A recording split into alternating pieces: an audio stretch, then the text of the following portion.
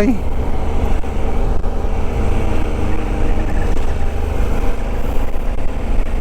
Lanes always merge to the left. This one merges to the right. I tell you, everything's different in Quebec. A lot of really twisty roads and stuff. They're putting me to the test, I tell you. Now I got to get back on the highway again if I want to get out to New Brunswick. So I think I tracked it down, studied the map, followed the signs, all that kind of stuff, and I think it's good. Let's get out to New Brunswick.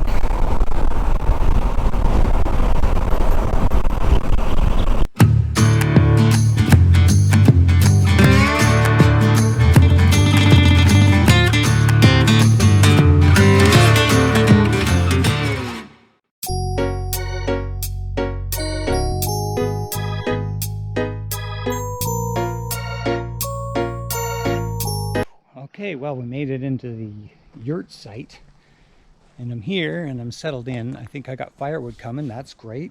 They're going to send firewood, and I'm going to wait for these guys to get. I mean, it's awesome.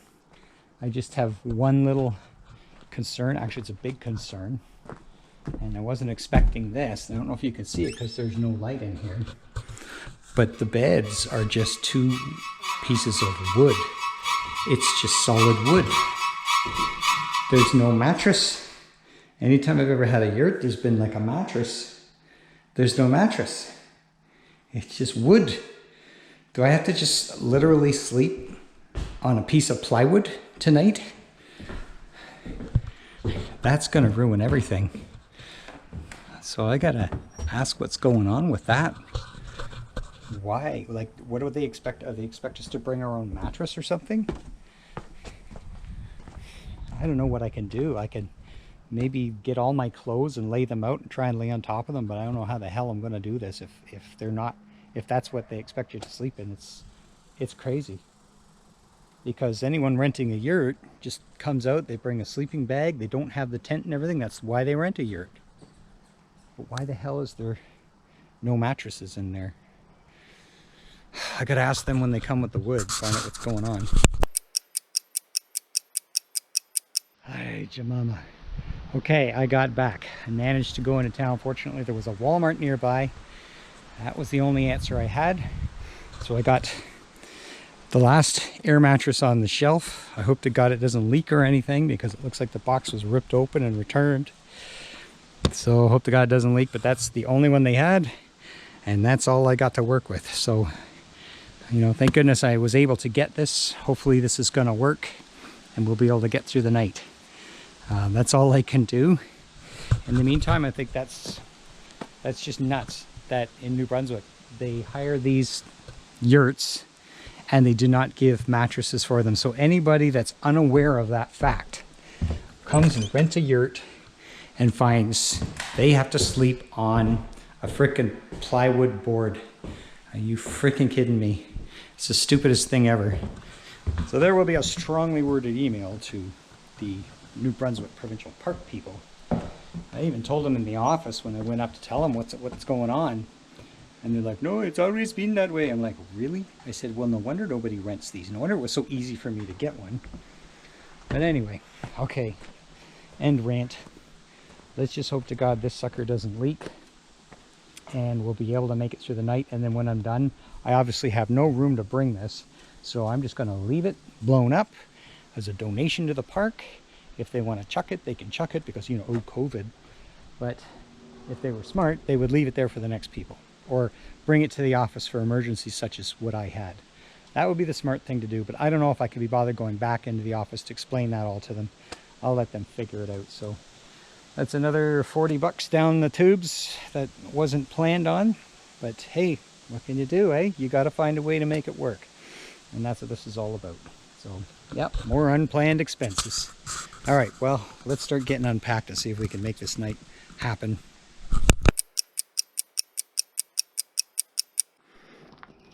Oh yes, the saga continues.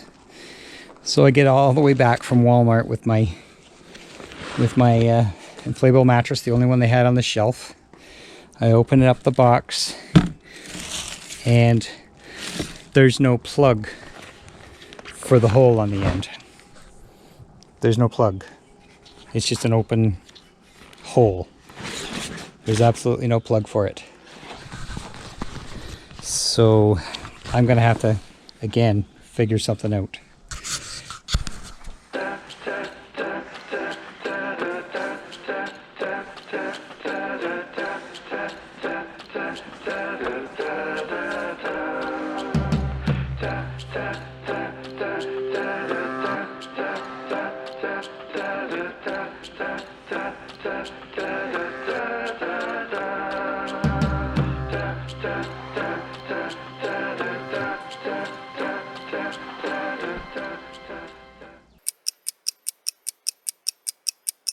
Well, folks, when you got a MacGyver, you got a MacGyver. So, remember I don't know if you've watched my previous video series in my packing, I always bring a roll of duct tape. And I've never had to use the duct tape in all my travels, but I always bring one. And for some reason, an instinct just tells me, always bring duct tape. And this time, I actually can use it. And it's extra sticky stuff too. It's really sticky, stickier than the usual stuff. So I had to blow up this mattress, which is no small feat for someone that has a bit of COPD. Well, I managed to do it without blacking out. And this mattress that came without a plug, I rolled up and used duct tape and plastic wrap into a real tight ball and wedged it in there to make a plug, and then taped it over with this super sticky duct tape. Now I've inflated it as much as I can, but with that great big gaping 1.5-inch hole or 1.25-inch hole on there, it's really hard to take your mouth off there and then get a plug in there before half the thing deflates. So this is as best I can do. So it's going to be a bit on the soft side, but it's going to be better than sleeping on wood. So I think it's going to have to get me through the night. And like I say, this trip's been throwing one problem after another at me, but I just keep finding solutions. All right, I'm going to go back to the comfort station, and my laundry should be dry. And then I got to get back here. I've already taken care of the supper situation. I got to get back here and unpack and stuff. There's no light in there, but I do have a light with me that I can use. And we got to get things done and get things ready before it gets dark.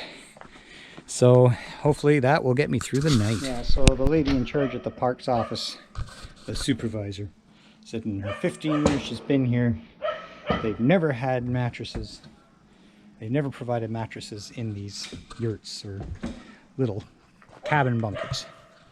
And I said, well, no wonder nobody goes to them. She says, oh, no. The cabins are fully booked all summer long. They're never empty. So let's just see. Well, mine was available. Let's see if the other cabins are booked. So we come walking along here. And 31. It's vacant. Nobody there. Okay. Let's look at another one.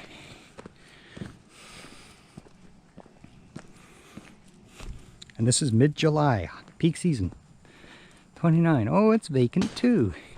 Nobody in that yurt. The only things that are rented are the chalets, which they're actually very cool. Oh, let's look at this third one. Oh, look at that. And 27. Nobody in that yurt. Well, isn't that interesting? So all the yurts are fully booked all summer. Okay. Just like they've never had mattresses on the bunks in there. Just plywood. Bring a mattress. It's the craziest thing I've ever heard of. Every province has their own strange little rules and regulations. Anyway, I was thinking this was going to be really cool staying here, and it's got some hiccups. I'll actually kind of be glad to be out of here in the morning, but we've got to get through the night, so let's make the best of it.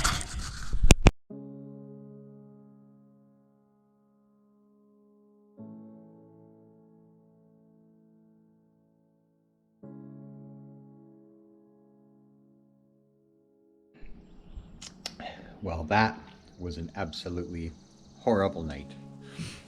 Probably one of the worst night's sleep I've ever tried to do. I've had parties when I was a young guy and woke up on the living room floor that were more comfortable than that. But as I figured, I somehow got through it. Look, even the little critters of the forest felt sorry for me. Like, I woke up this morning and somebody left a little strawberry present. Said, I feel very bad for you, so I'm going to give you this little strawberry. And they just left a little strawberry with one bite out of it somehow in the middle of the night on my porch. So that's just saying they felt sorry for me. Anyway, I slept a little bit, but the mattress completely deflated within like 10 minutes. And I tried 3 times over the night to blow it up again and retape it, and it would just deflate within about 10-15 minutes. And then next thing you know, it's deflated and I'm just sleeping on the hard wood. So what can you do? So I tried to sleep, and was sort of a little bit of sleep on and off a little bit, and finally at about maybe 5 a.m. I managed to get into a certain position on my side where it wasn't so bad sleeping on the wood, and there you go. I managed to fall asleep for a few hours. So I say all in all, I might have got about 3-4 hours sleep, maybe 4, I don't know if I'm lucky, over the whole night. The rest of the night was just struggling with the painful bed, sleeping on plywood. But it's over, and I'm going to see if I can return my wood, because I was using that for ballast. I never bothered with the fire, and one of the guys came by last night to check on me to see how I was making out, and so I let him know everything, and he said I could take my wood back, so I'm going to try and figure out how to do that. Now I'm just making some coffee. Actually, I better get that. It's been sitting in there. This is one way to make coffee that not too many people know about. You can do it in an infuser, and it actually is not bad until you get yapping and you forget that it's sitting in there, but I don't think it'll hurt it. So I'm going to do that, and I'm going to make my coffee, and then I'm going to get packed up, and then I was thinking of returning the mattress since it was defective, and I could return the mattress. I have the receipt and everything, but I just I've already slept in a bit, just trying to catch the sleep I did, and I'm just running short on time. So I'm just going to cut my losses again, and another $40 down the drain, but I just don't have time to go back and go through that.